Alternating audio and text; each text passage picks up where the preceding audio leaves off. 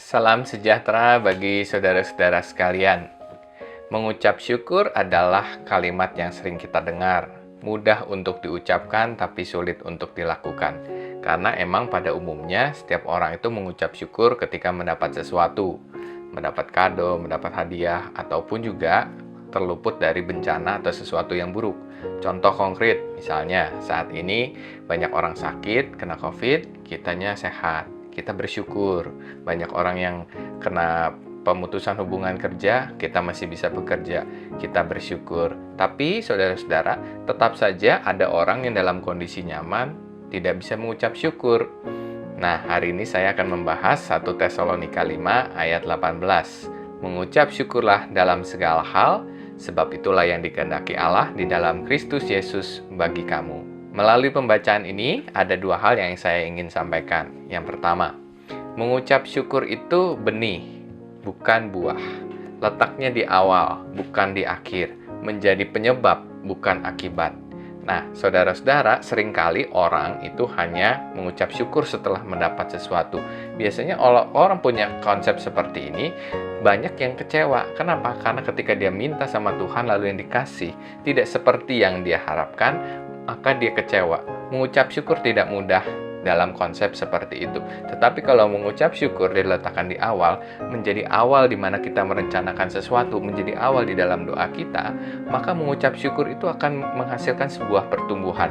Ketika sesuatu yang kita dapatkan tidak sesuai dengan apa yang kita harapkan atau bayangkan, tetapi Tuhan beri hal lain, maka ketika kita bisa mengucap syukur, hal yang diberikan Tuhan mungkin bisa berdampak yang lain, bisa lebih besar dari apa yang kita bayangkan sebelumnya. Nah, saudara-saudara, yang kedua, tidak kurang penting daripada itu. Mengucap syukur adalah gaya hidup. Berkaitan dengan yang pertama, kalau mengucap syukur adalah benih, maka dia menjadi gaya hidup. Karena mengucap syukur itu tidak otomatis ada buat orang-orang yang mendapat sesuatu. Contohnya nih, di dalam Alkitab, 10 orang kusta. Semuanya datang kepada Yesus, semua-semuanya sembuh. Tapi cuman satu yang balik, 1:9. Orang yang tidak punya kebiasaan atau gaya hidup mengucap syukur, sampai kapanpun akan kesulitan untuk mengucap syukur. Maka mengucap syukur adalah gaya hidup. Nah, di masa-masa seperti ini, kita semua mengalami kesulitan. Beda-beda kesulitannya.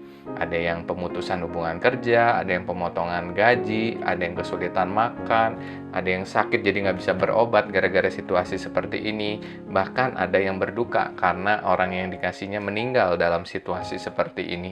Sulit untuk mengucap syukur. Tapi saudara-saudara, mengucap syukur itu kembali lagi bukan dari apa yang kita dapat. Tetapi kita memiliki satu gaya hidup, mengucap syukur. Kalau kita punya gaya hidup seperti itu, di tengah kondisi seperti ini, maka kita akan bisa melihat hal-hal yang baik dan ada damai sejahtera yang ada di dalam diri kita. Kiranya ini boleh memberkati kita semua. Tuhan Yesus memberkati. Amin.